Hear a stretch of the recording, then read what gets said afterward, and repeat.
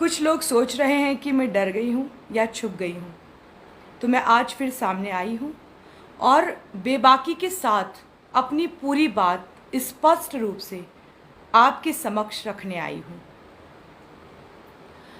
15 सालों के कार्यकर्ताओं के संघर्ष के बाद मध्य प्रदेश में कांग्रेस की सरकार बनती है और सरकार के मुख्यमंत्री आदरणीय कमलनाथ जी जैसे वरिष्ठ नेता बनते हैं। लेकिन मुख्यमंत्री बनने के बाद कमलनाथ जी इस जीत को मध्य प्रदेश की जनता के सुपुर्द करते हैं कि मध्य प्रदेश की जनता ने सरकार के रूप में और मुख्यमंत्री के रूप में कमलनाथ जी को चुना है। वो ये कभी नहीं कहते कि ये सरकार मैंने बनाई है। मैं शब्द जैसा उपयोग कमलनाथ जी के द्वारा कभी नहीं किया गया। वर्तमान जो भी घटनाक्रम हुआ उस घटनाक्रम को मैं आपके सामने स्पष्ट कर देना चाहती हूँ कि जब 15 सालों के कार्यकर्ताओं के संघर्ष के बाद सरकार बनी और सरकार के रूप में मुख्यमंत्री कमलनाथ जी बने, सबसे पहले कमलनाथ जी ने किसानों का कर्ज माफ किया। मध्य प्रदेश के ही नहीं बल्कि हिंदुस्तान के इतिहास में पहली बार ऐसा हुआ कि मुख्यमंत्री के पद पर विराजित होते ही 4 घंटे के अंदर किसानों के कर्ज माफी संबंधित फाइल पर हस्ताक्षर कर दिए गए और वो काम कमलनाथ जी ने किया। कमलनाथ जी ने अगर उस वक्त ये सोचा होता कि किस क्षेत्र से मुझे कितनी सीटें प्राप्त हुई हैं, किस क्षेत्र से कितने विधायक चुनकर आए हैं, उस क्षेत्र में मैं उतना ही काम करूंगा, तो मैं आपसे पहला सवाल पूछना चाहती हूं कि जो किसानों की कर्ज माफ़ी की गई, क्या वो ग्वालियर और चंबल संभाग में नहीं की गई? क्या वो मालवा में नहीं की गई? क्या वो निमाड़ में नहीं की गई? या फिर आज जो ये कह रहे हैं जो लोग कि कमलनाथ जी ने या नूरी खान ने विंध्य का अपमान किया है, मैं उन लोगों से पूछना चाहती हूँ कि क्या कर्ज माफ़ी कमलनाथ जी द्वारा विंध्य क्षेत्र में नहीं की गई थी? तो स्पष्ट हो जाता है कि कमलनाथ जी ने जनता के हर तरीके से, जनता जो चाहती थी, जनता का निर्णय, चाहे वो चंबल की संभाग की जनता का निर्णय हो या विंध्य की जनता का निर्णय, विंध्य की जनता के निर्णय को भी कमलनाथ जी ने स्वीकार किया और अपने राजधर्म का पालन करते हुए मध्य प्रदेश के हर कोने में किसानों की कर्ज माफ़ी की। कमलनाथ जी ने कन्यादान या फिर निकाह योजना की राशि बढ़ाई। मैं आपसे पूछना चाहती हूँ, क्या वो राशि विंध्य क्षेत्र के लिए नहीं बढ़ाई गई? कमलनाथ जी ने 15 महीने के अल्प कार्यकाल में मध्य प्रदेश की नदियों को जोड़ने की संरचना बनाई, बस्तियों का विकास करने की योजना बनाई, तो क्या वो विंध्य क्षेत्र में नहीं बनाई? कमलनाथ जी ने कन्यादान योजना विंध्य क्षेत्र में भी बनाई।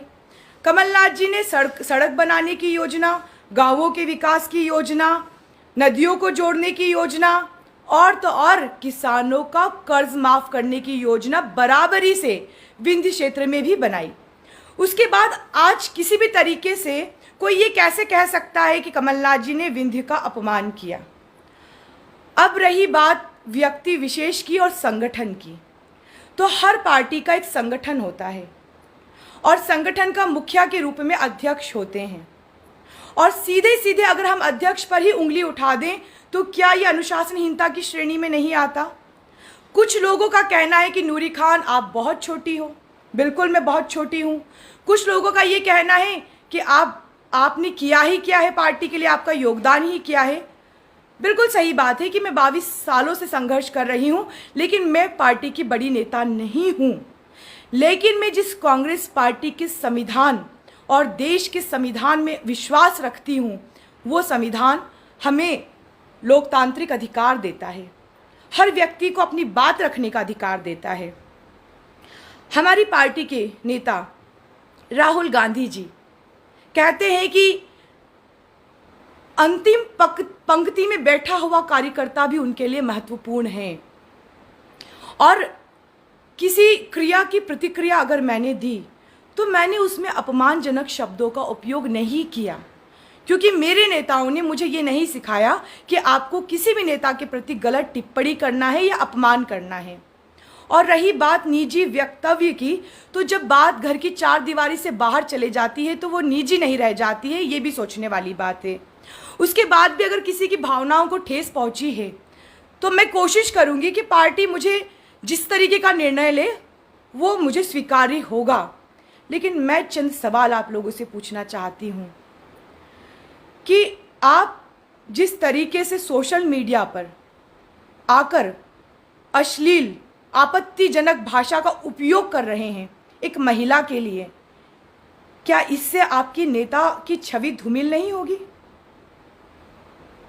क्या मैंने अश्लील या आपत्तिजनक भाषा का उपयोग किया? दूसरी बात, कुछ नेता आकर ये कहते हैं कि नूरी खान आप वरिष्ठ नहीं हैं, आपको पार्टी से माफ़ी मांगना चाहिए, आपने गलत किया है, आपने नेता का अपमान किया है हमारे। मैं उनसे ये पूछना चाहती हूँ कि व्यक्ति विशेष और किसी नेता के प्रति अपनी आस्था होना गलत नहीं है, लेकिन संगठन के प्रति अपनी जिम्मेदारी को भी समझिए। आज संगठन के रूप में कमलनाथ जी प्रदेश अध्यक्ष हैं, चाहे मुख्यमंत्री के रूप में चाहे प्रदेश अध्यक्ष के रूप में कमलनाथ जी ने एक ही काम किया है और वो काम है जनता की सेवा। लेकिन एक ऐसी नेता जो स्वयं निर्दलीय पार्षद का चुनाव लड़ती हैं और कांग्रेस को हराती हैं और ये कहती हैं कि सालों से हमारे, मैं नाम नहीं लेना चाहूंगी, वरिष्ठ नेता के साथ पारिवारिक संबंध हैं, तो मैं उनसे ये पूछना चाहती हूँ कि क्या वो अपने ही वरिष्ठ नेता को कटघरे में खड़ा कर रही हैं? क्या वो ये कहना चाहती हैं कि उनके नेता के इशारों पर उन्होंने कांग्रेस को हराने का अपने वार्ड में काम किया है? तो जो स्वयं कांग्रेस को हराकर निर्दलीय पार्षद का चुनाव लड़ता है वो मुझे क्या लताड़ेगा? सामने आकर बात करिए। किस तरीके की भाषा का उपयोग आप कर रहे हैं कि मुझे लताड़ा? किसे लताड़ना है मुझे? कौन से क्षत्रिय धर्म की बात आप लोग कर रहे हैं? जय भवानी जय शिवानी वाले लोग क्या एक महिला के साथ आकर इस तरह की भाषा का उपयोग करते हैं? सामने आकर बात करिए। मैं संगठन की बात कर रही हूं। मैंने कहा है कि संगठन के रूप में कमलनाथ जी प्रदेश अध्यक्ष हैं और कोरोना के समय मौत के आंकड़ों को जो भारतीय जनता पार्टी सरकार छुपा रही है, उन आंकड़ों के बारे में अगर वो सवाल करते हैं भाजपा से और भाजपा के पास जवाब नहीं होता, लेकिन नरोत्तम मिश्रा कांग्रेस को लेकर जो चुटकियां भरते हैं, मजाक बनाते हैं, तो ये संगठन स्तर की बात को नरोत्तम मिश्रा तक पहुंचाने का काम किसने किया? मैं गलत हूं और मैंने गलत बोला है तो मैं 1000 बार माफी मांगूंगी, लेकिन मैं जानती हूं कि मैंने गलत नहीं बोला। और ये जो सोशल मीडिया और आईटी सेल किसके इशारों पर मुझ पर आक्रमण कर रही है, क्या ये मुझे समझ में नहीं आता? जो लोग कह रहे हैं कि हम सरकार नहीं चला पाए, इस सरकार को गिराने में किसकी भूमिका रही, क्या ये हमें समझ में नहीं आता? एक ही बात कहना चाहती हूं, आप लोग जो इस्तीफे की बात कर रहे हो, महिला कांग्रेस अध्यक्ष पद की बात कर रहे हो, 22 सालों से एक साधारण परिवार की बेटी सड़कों पर संघर्ष कर रही है और एक आम आदमी के इलाज के लिए अगर मैं 3 दिन जेल में जाकर भी रह सकती हूं, उसके बाद सवाल मेरी चप्पलों पर आकर उठाया जा रहा है। शर्म आनी चाहिए आपको। व्यक्ति विशेष, आप किसी नेता का सम्मान करते हैं, मेरे लिए भी नेता सम्मानजनक हैं। इसके पूर्व में मेरा किसी नेता से, खासकर कांग्रेस के नेता से, ऐसा विवाद नहीं हुआ है। अगर आप सिंधिया जी की बात करते हैं तो मुझे मंच से उठाने का जो काम किया था उसके बाद भी मैं खामोश बैठी थी और मैंने राहुल गांधी जी को चिट्ठी लिखकर अपनी व्यथा जाहिर की थी। आज अगर मैंने ये कहा है कि कमलनाथ जी पर आरोप लगाने वाले और संयमिता की बात करने वाले स्वयं ये देखें कि वो इतने ज़्यादा संयमित क्यों हैं, तो ये मेरा लोकतांत्रिक अधिकार था। जो लोग ये कहना चाहते हैं कि आप बहुत छोटी हैं, आप कुछ है ही नहीं, आपका वजूद ही नहीं है, अरे मैं बहुत छोटी हूँ, मेरा वजूद ही नहीं है, मैं कुछ हूँ ही नहीं, तो 2 मिनट के वीडियो के सामने 2000 लोगों को 2 लाख गालियों के साथ सोशल मीडिया पर भेजने का काम किया क्यों जा रहा है? क्या इससे पार्टी मजबूत होगी? अगर मुझे गालियां देने से पार्टी मजबूत होती है तो दीजिए गालियां, मैं तैयार हूं सुनने के लिए। लेकिन सत्य को स्वीकार करना पड़ेगा। अगर मैंने गलती की है और पार्टी मुझे निर्देश देती है तो एक बार नहीं 100 बार अपनी नाक रगड़ कर माफी मांगूंगी। लेकिन जो लोग ओछी मानसिकता के साथ, गंदी गालियों के साथ आईटी और सोशल मीडिया पर उतरे हैं, मैं उनसे पूछना चाहती हूं कि अब तक तो मुझे ये पता था कि क्षत्रिय महिलाओं का अपमान नहीं करते, तो ये क्या वजह रही कि आप स्वयं कह रहे हैं कि आपके नेता बहुत बड़े हैं। अगर नेता बहुत बड़े हैं तो मेरे जैसी छोटी सी कार्यकर्ता के 2 मिनट में अपनी बात रखने से इतना बड़ा क्या तूफान आ गया कि आपको इस तरह की अमर्यादित भाषा का उपयोग करना पड़ रहा है। और जो लोग स्वयं कांग्रेस पार्टी को हराते आए हैं वो मुझे सीख देंगे, मुझे लताड़ेंगे। अरे भाजपा के महापौर के साथ सेटिंग करके आप अपने वार्डों में काम कराते हैं। कौन सी लड़ाई आपने भाजपा से लड़ी है? आप मुझे लताड़ेंगे? आइए, खड़ी हूं सामने, मुंह पर आकर बात कीजिए।